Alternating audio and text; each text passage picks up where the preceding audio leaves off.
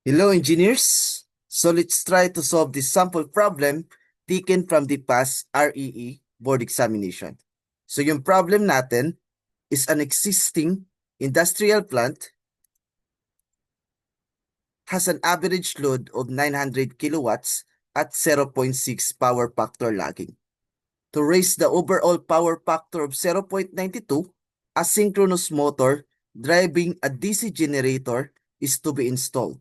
If the input of this synchronous motor will be 250 kilowatts, calculates its KBE input rating. Okay? So let's try to solve this sample problem using our Caltech solution. Sa calculator natin, engineers, enter mode 2. Okay? Input lang natin. Mode and then 2. After that, input natin tong formula natin na the CAP formula or the C minus A angle F. So this is what we call the CAP formula. For easy memorization of this formula, just remember the word capacitor and replace P by F to make a similar sounding word, capacitor. Okay?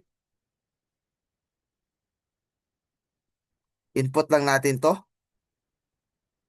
Absolute value of C minus A angle of variable F. So after natin ma-input yung ating formula, enter the calc button. So enter calc button.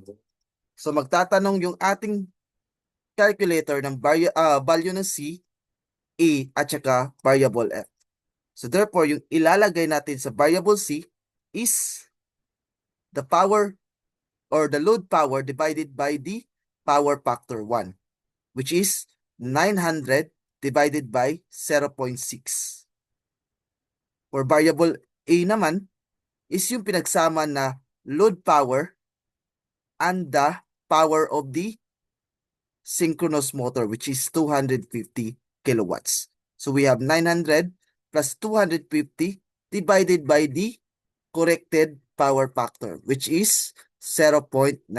So we will arrive 900 plus 250 divided by 0.92. And for variable F naman is the difference between the two angle.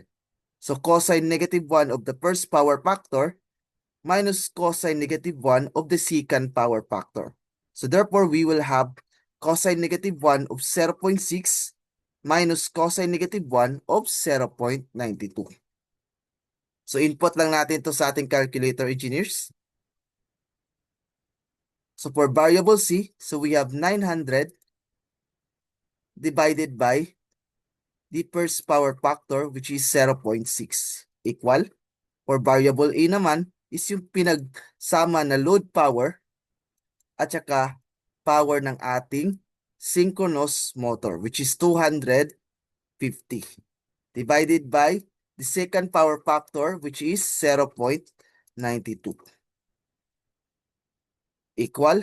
And then for variable F is the difference between the power factor angle. So that is cosine negative 1 of the first power factor, which is 0.6, minus cosine negative 1 of the second power factor, which is 0.92.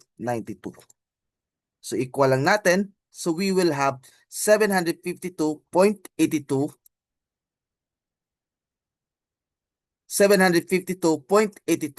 kVA, or that is equivalent to 753 kVA, and that is letter A.